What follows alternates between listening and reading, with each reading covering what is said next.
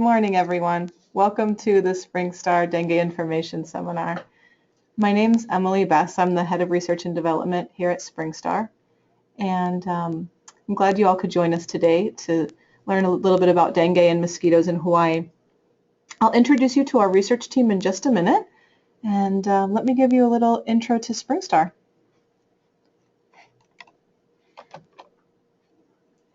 SpringStar is a small business located near Seattle, Washington.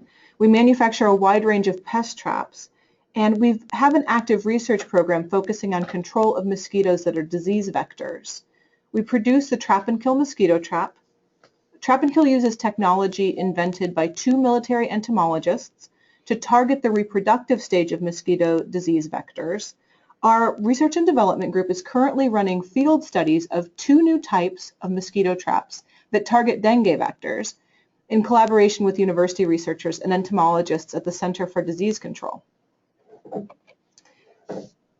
This is who we are. I'm going to put us on camera here so we can say hello. Hey, I'm Emily. Good morning.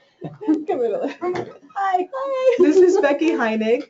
She's our research entomologist, and she has a PhD from Penn State and is an expert on mosquitoes. We've got Alyssa Branca over here, our field biologist, and she is excellent in the field running trials with the mosquitoes and other insects. And then we've got our president, Mike Banfield. He founded this company and is an expert on pest traps of all sorts. So we welcome you, and we're glad to meet you this morning. I'm going to go back to the slides. Nice. All right. So here's a bit of an outline. I'm going to cover dengue and the mosquitoes that carry dengue first. Then Becky's going to come in and talk about how you can prevent dengue.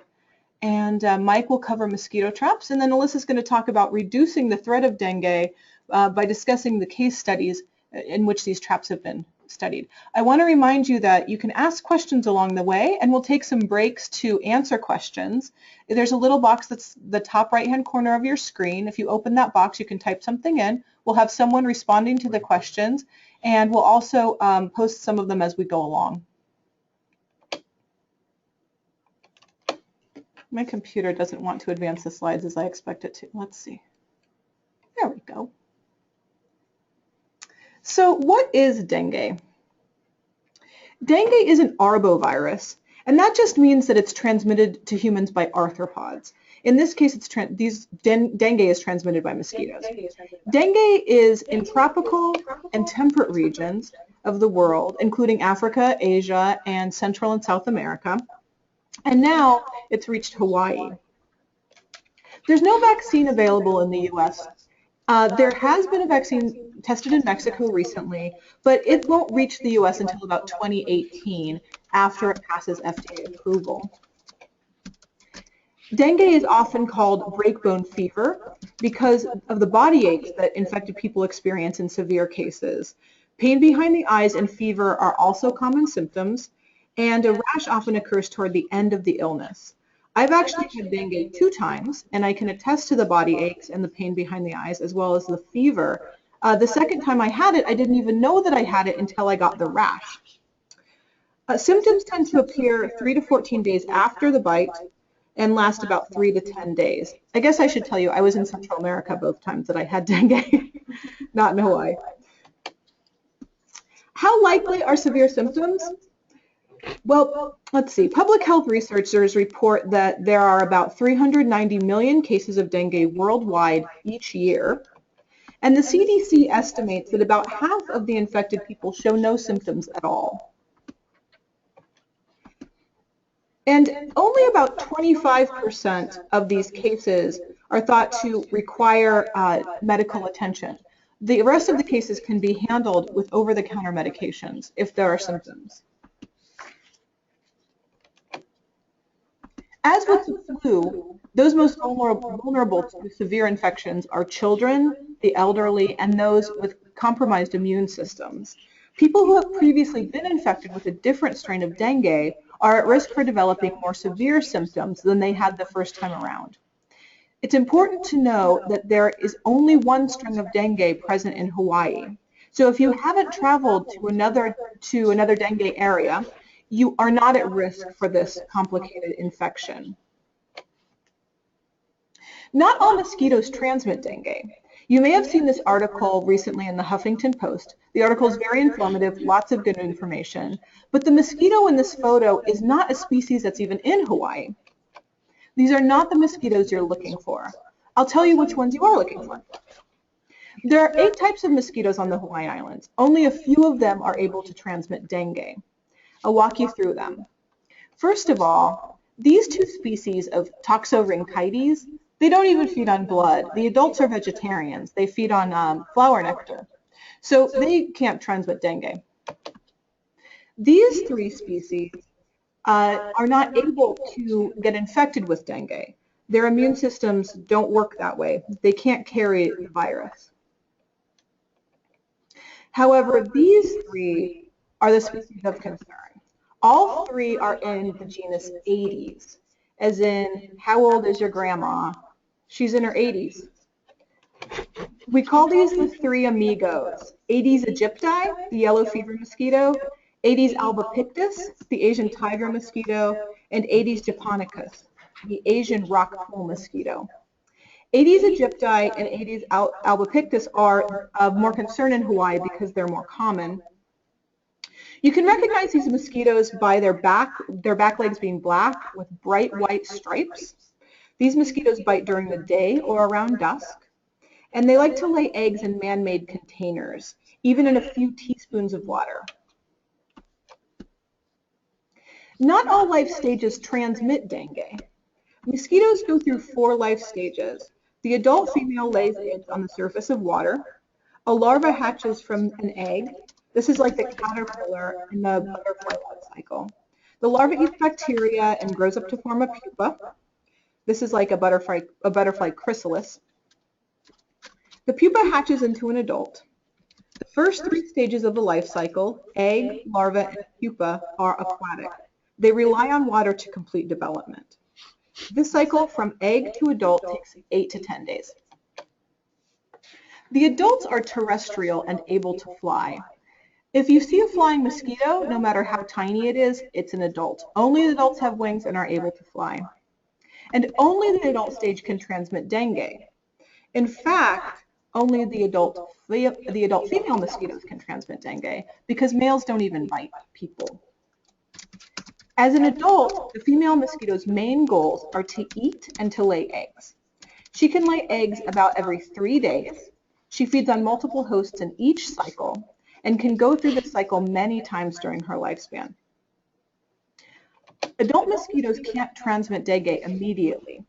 After biting an infectious person, it takes 8 to 12 days for the mosquito to become infectious.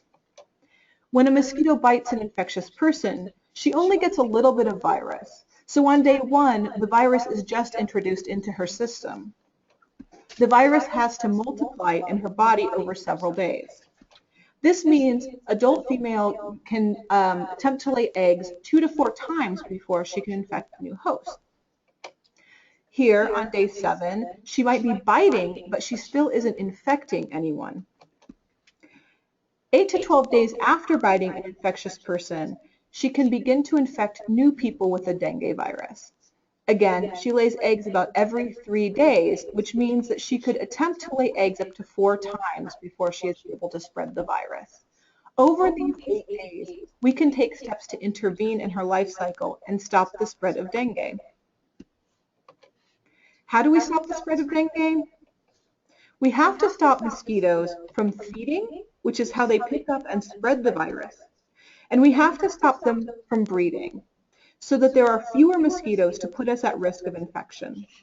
In the next part of our presentation, Dr. Becky Heinig will tell you what you need to do to intervene in the mosquito life cycle and protect yourself from dengue infections. Before Becky begins, we'd like to answer a few questions if we've received any. Mike, how's it looking over there? If everyone's on, I'm not sure how to use the chat feature, and I've tried to get people to chat, but they can chat if they want. Okay, so feel free to bring in questions, send them in, and we'll answer them in our next break. And here is Becky Heinig.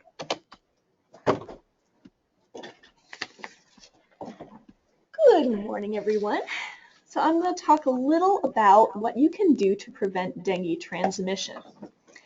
As Emily said, we want to interfere with mosquito feeding and breeding. But it's important to note that feeders and breeders are interested in very different things. Feeders are hungry, and they're looking for a mammal to bite. That means they're attracted to cues associated with those mammals, like carbon dioxide, heat, and the smells of the human body.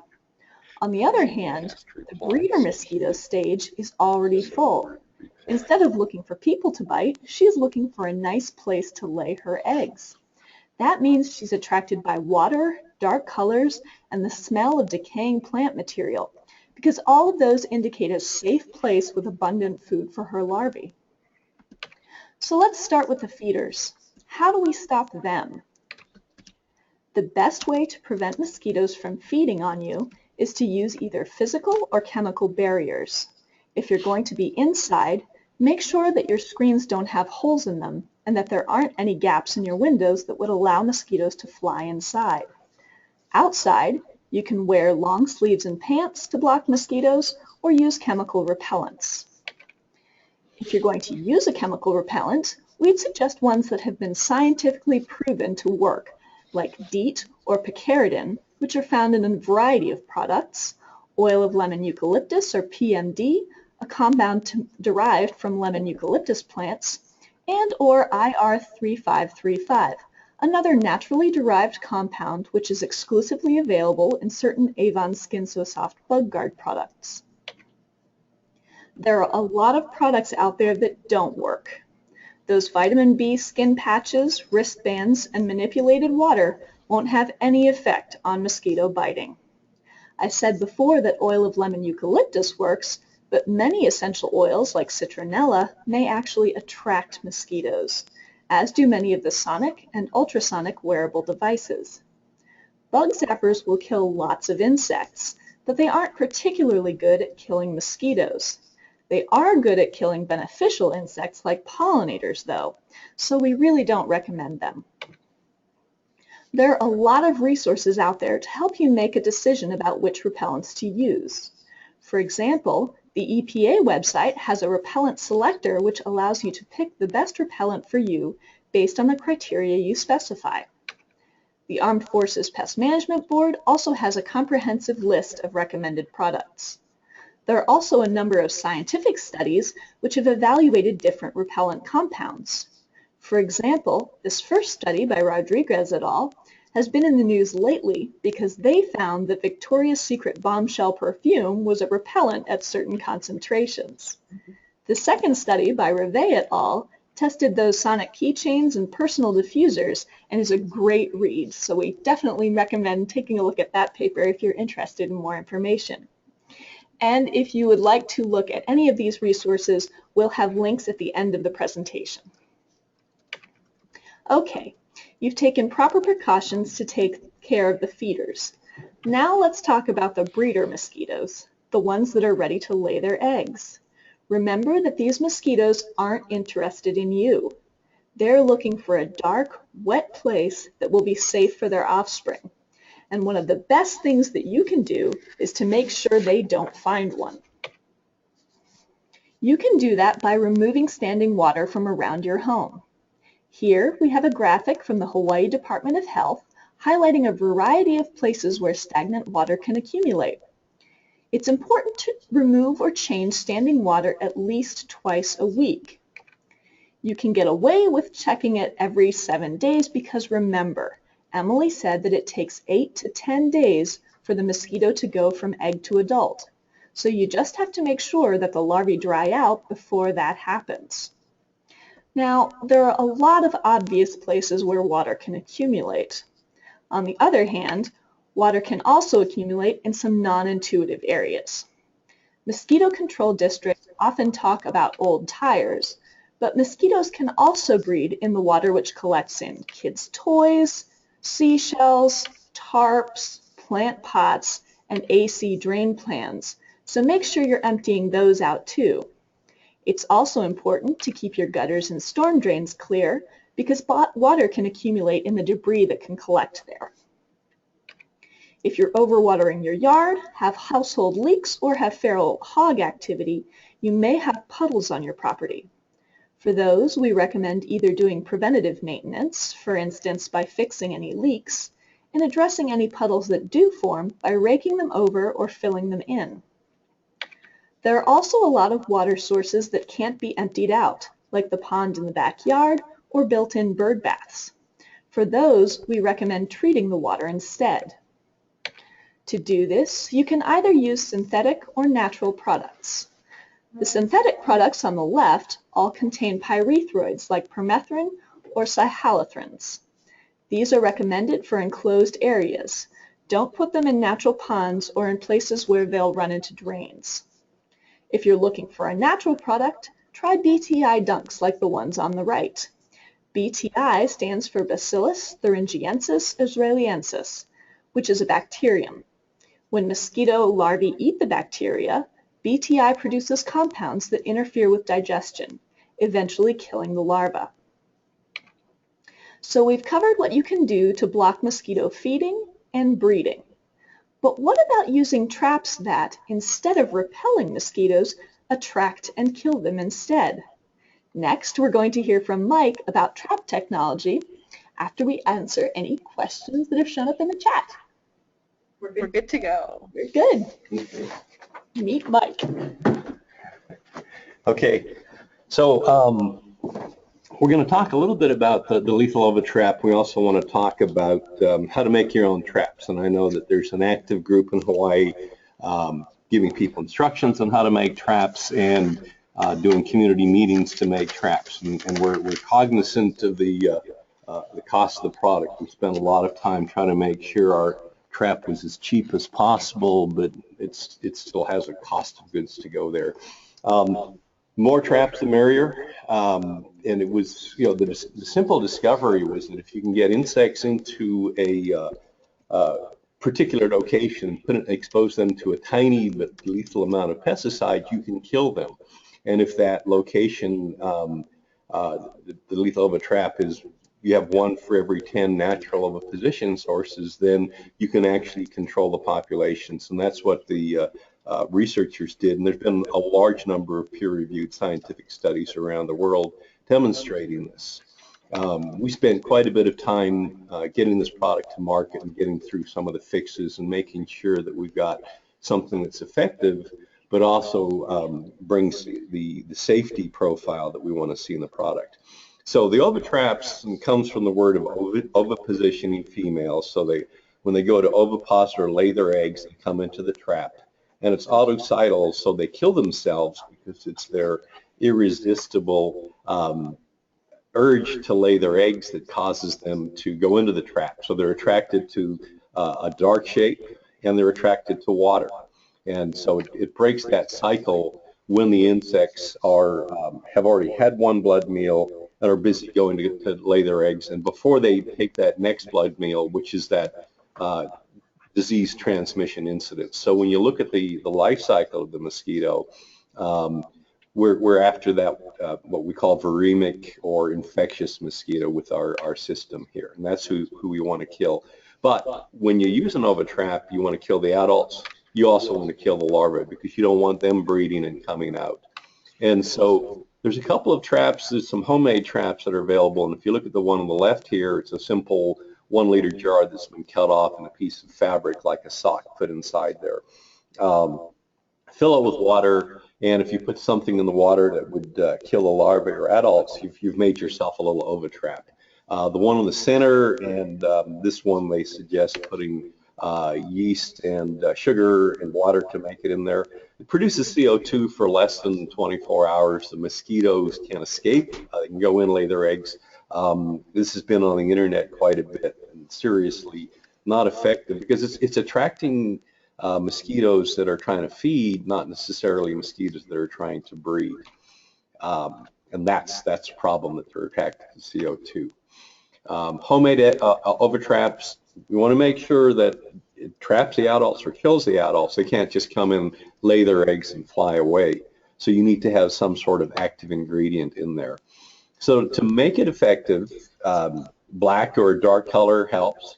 and try not to paint, because some of the paints are can be repellent. And if you are going to paint a plastic device, there's a paint for plastics that are available, but make sure you let it dry out for a day or two before you start putting it together. If you need a pesticide, the thing to do with the pesticides that you're using is stay within the bounds of what's allowed under federal law. Each of the labels state it's a violation of federal law to use this product in a manner that's not directed. So you want to look for a product that says mosquitoes specifically on the label, and you want to follow those directions. Now, the original trap was built with a bifenthrin active ingredient, and the best way to build lots of traps with something that's reasonably cheap and effective is to go on to Amazon and buy a bifenthrin or a bifen product that's has 7.9% active ingredient.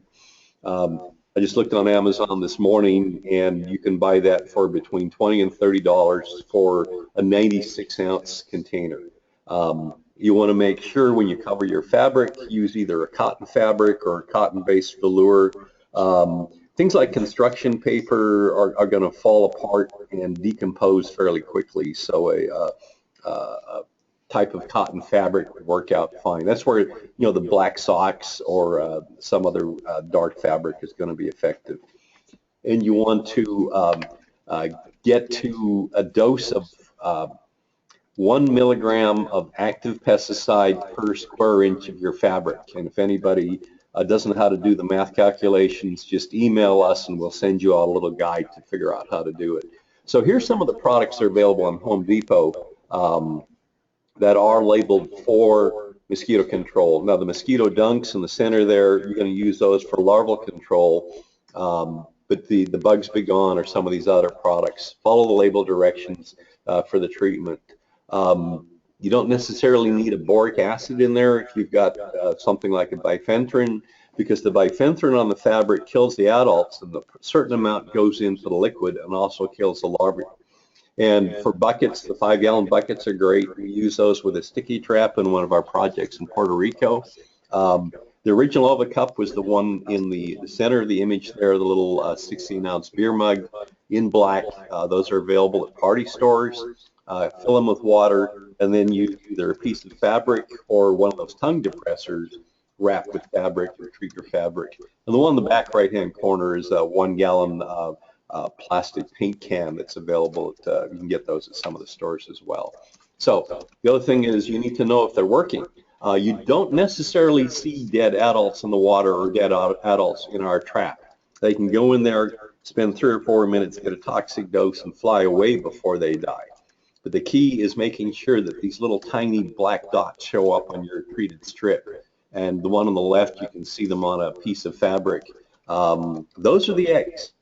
So you want to see eggs, maybe some dead adults, but that doesn't matter, but not the little wiggler larvae that are shown on the right-hand side. And that's the key to keeping your trap going.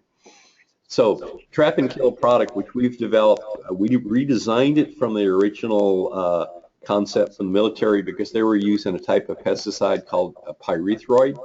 And these are commonly used pesticides, and we're seeing most populations in the tropics very rapidly becoming resistant to the pyrethroids. That includes deltamethrin, bifenthrin, but I'm recommending them for Hawaii because they haven't been used extensively for mosquito control in Hawaii. So you should be able to get a certain amount of effectiveness out of there. And when you dose it to the dose I gave you, the 1 milligram per square inch, you should get 20 to 30-day field life out of those products. So the trap and kill that we've shipped, and we've got some in the Home Depot store in Hilo, and there's more going there. Those contain a different type of pesticide. It's in a controlled release device, and that is going to last and release pesticide for at least 10 weeks. The label actually says 45 days. We were able to improve the technology. The EPA just haven't caught up to us in terms of allowing us to change the label yet. But the key is check your trap every week or so. If there's wrigglers in there, then it's time to replace the strip. If there's not, just keep using it. You should get that full 10 weeks out of it. And then we sell the replacement strips as well. And there's 3 strips in the package. Don't use those in an open trap. The reason we have the kind of enclosed trap is that it builds up a small amount of toxic vapor inside the trap, so when the mosquitoes go in there, they're getting that lethal exposure. If you use it in an open cup, you don't get that higher concentration build up in there, and it's going to not last as long in the field as our recommendations. So take your traps. They come with a zip tie to zip tie the lid down. We also recommend that you take another zip tie or string and tie it either to a shrub, a tree, a fence line. Make sure you put them underneath your house. Keep them 6 feet away from children's play structures or away from, don't put one in your dog kennel as a recommendation. And then you can make lethal ovitraps a little more effective by putting in materials that are going to help grow the natural food source for the mosquitoes. And these are tiny little microorganisms. So 1 piece of dry pet food or a pinch of dried grass or leaves. And these create a biological infusion. So it's a mixture of tiny microbes. And these microbes give off compounds as they metabolize. The mosquitoes recognize those compounds as attractants because they say, all right, well, here's a great place to lay my eggs because I can smell there's food in there. The traps that we ship or any of the other traps, they're just straight plastic. They're a low density polyethylene. Attach them with a wood screw to a deck support or some other fence line, and don't put them above 3 feet. We find they work the best. So in this case, in the image where we show it in front of the fern, I would actually put it in the back of the fern and kind of hide it there. Just mark where you put your traps so that you can recover them afterwards. Okay, I'm at a break and I see there might be a question from, any questions there? Someone asked about how many traps to use. Okay. And another question about how to deal with cryptic areas like lava rock. Okay, so how many traps to use? So our recommendation is 4 traps per home as a minimum. You can use up to 10 traps per home if you've got a lot of alternate breeding sites. Remember this ratio of 1 of our traps per 10 alternate breeding sites, and that goes the same with your lava rock where your insects might be down in there. Our recommended rate is also 30 to 40 traps per acre. So if you're trying to treat a large area, you want to spread them throughout there. And if you're trying to protect, a 5, 10, 15, 20 acre area, send us a picture. We'll make recommendations. So for instance, the Canadian consulate in New Delhi has about an 8 acre compound in the middle of the city. And we made recommendations where we created a perimeter for them on the outside, and we placed 1 trap every 15 to 20 feet at the exterior of their compound, and then spread the rest of the traps through the interior. Cryptic habitats, if you can get to them, things like the mosquito dunks are very effective, or any of the other BTI products. Things like bromeliads at the leaf axils that gather up that little bit of water.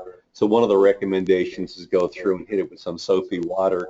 The other thing you can use is that super absorbent powder. They sell it in some of the garden centers, and it kind of swells up. It's the silica stuff that swells up.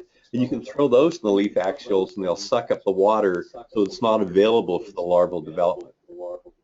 Any more questions? You covered the attractants. You covered the attractants in the traps. I think we're good to go. Perfect. Can our traps become breeding sites? Absolutely. So if your traps are left and there's no active ingredient in there, then they become a breeding site.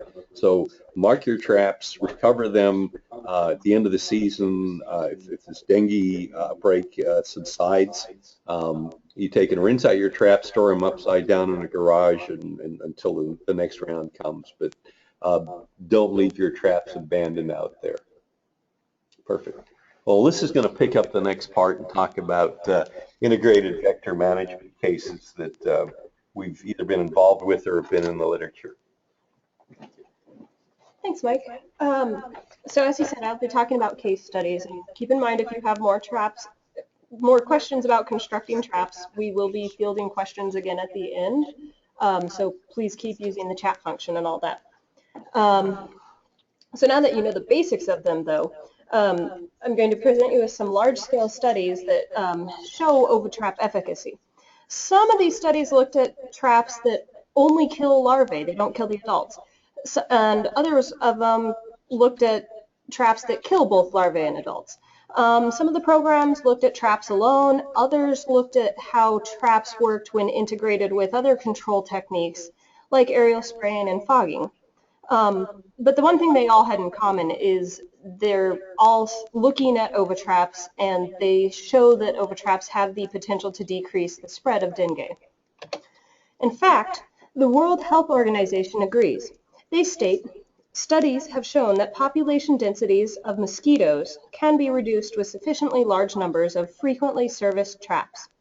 Life expectancy of the vector, the adult female mosquito, may also potentially be shortened, thus reducing the numbers of vectors that become infective.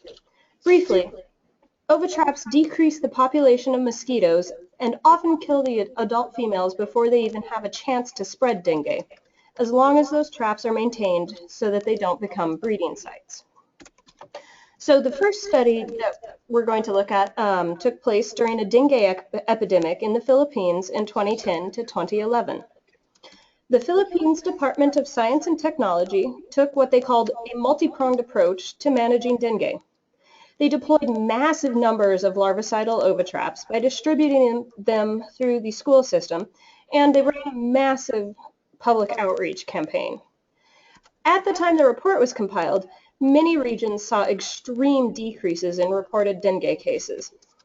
The Cagayan region, shown here with the highest number of reported cases in 2010, including 16 deaths, only had 36 reported cases and 0 deaths in 2011 following this deployment. Other regions had even greater reductions.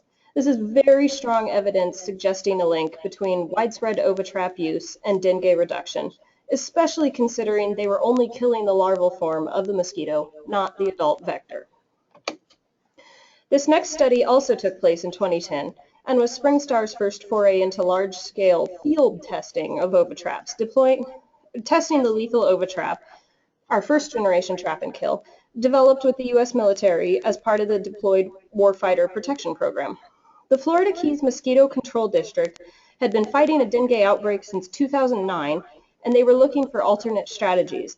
They requested SpringStar's help, and we partnered with them, the U.S. Navy Entomology Center of Excellence, Naval Air Station Key West, the U.S. Armed Forces Pest Management Board, and the USDA Center for Medical, Agricultural, and Veterinary Entomology to deploy 5,300 traps as part of the effort to fight the dengue outbreak in Key West.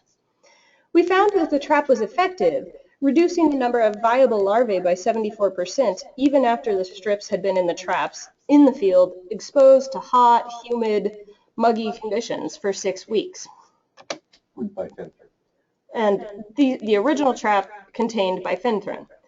But we weren't actually satisfied with that. We knew that pyrethroids had the potential for resistance, and we wanted to have even greater efficacy of the trap and greater ease of use for the end user. So we began testing different pesticide formulations to find one where we could use minute amounts and it would last even longer. And we tested out slightly different conformations of the trap to find the version that attracted the most mosquitoes and was the most lethal.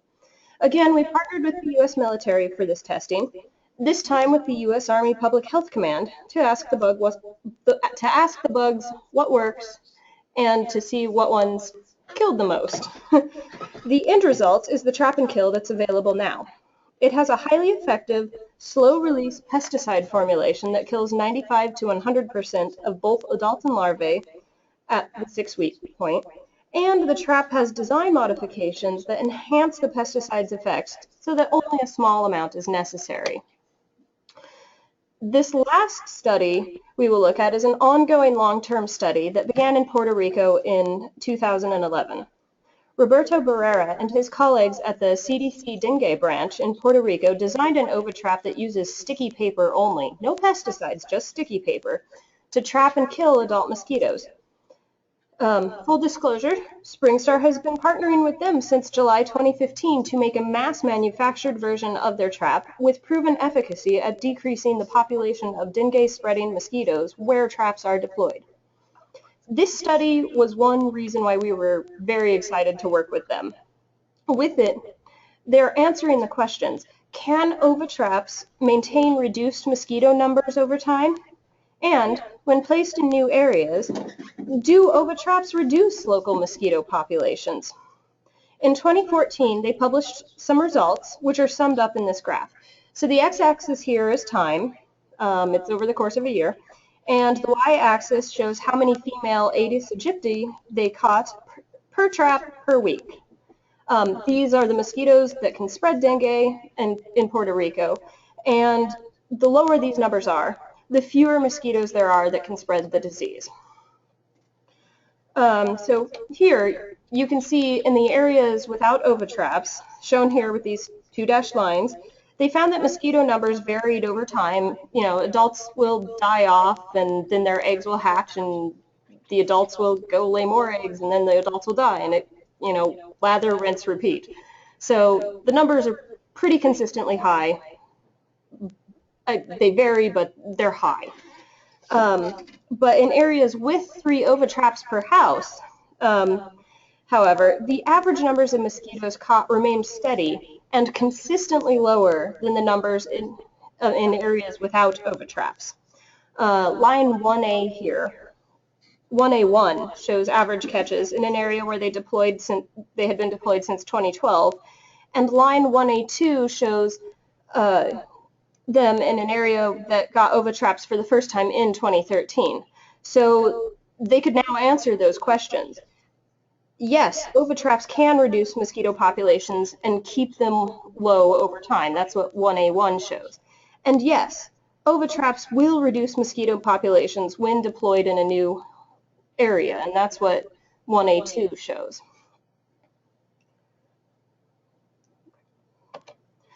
All right, so now we've seen 3 large-scale studies, and you may be wondering if you personally can really make a difference. I mean, these were huge studies. But here's a generalized relationship between the number of the Aedes vector mosquitoes in an area and your own personal risk of infection. What this graph is saying is, if there's dengue around and lots of vector mosquitoes, you can reduce the number of those mosquitoes, for instance, by aerial spraying, which is this large horizontal arrow, excuse me. You can reduce it by quite a bit and not necessarily have much impact on the average person's risk of becoming infected with dengue, this smaller vertical area.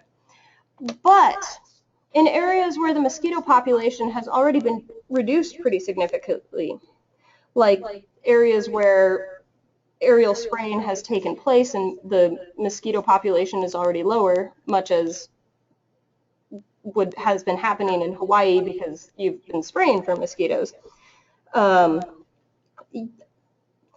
you can actually have a huge effect on that population by just using a few ovitraps around your home, and you can have a big impact on the disease risk. That's what you can do. Ovitraps are not a replacement for all the work that you and your health department have been doing, the aerial spraying, emptying out the potential breeding sites when possible. But ovitraps are potentially a vital part of an integrated vector management program because they can help decrease the population even further from what aerial spraying has already done. And with that, we're going to actually conclude our presentation. If you're interested in doing more research, we've got some slides for some general resources here for dengue. We've got resources for looking up repellents, what works, what doesn't. You can read those studies that Becky talked about earlier. We have our own resources, a link to our online store for trap and kill. Our mosquito science page, it has actually quite a few papers in addition to the ones that we've already linked, and some other interesting stuff on it. And then finally, there's a YouTube video showing how to set up the trap and kill if you need more than just the box instructions. And finally, here are our papers cited. So with that, thank you for listening to us, and now we will be fielding any questions. I've got just a couple of things. So, Emily? Any more questions? Nope, we're good. All right. Oh, if you want to buy 1,000 traps, we would give you a better price. Yes, there is a commercial bundle of 504 traps on a pallet that is a lower price, and I can send you that pricing information if you just text me separately. And I'm trying to pull up the questions here. Hang on a second. Okay, send you the price. And if you have questions for your for anybody else, please go ahead and send them to Dr. Bess. Her email's on your webinar information, or it's ebess@springstar.net. And we do have a commercial pricing for mosquito abatement districts and governments, and we'd be happy to send over some folks to help initiate a community-wide program there. And when I look at the distribution of your homes on the Big Island, especially on the south and west side, where everyone seems to be in these nice discrete groups, you should be able to treat each of those groups and get everybody involved. What we've seen in terms of literature and other programs where you've got at least 75 to 80% community involvements, even if you get people that don't want to be a part of this, as long as that's 10 or 15% of your community, we can still control the mosquitoes using ovitraps and in conjunction with the other programs. Okay, I think we're at our conclusion. Any more questions from the audience? I want to thank you guys for showing up today. We will post this to YouTube, and I'll try and get a link back to your Facebook page so that other people can share with this. All right, thanks everybody. Perfect. Did you end recording?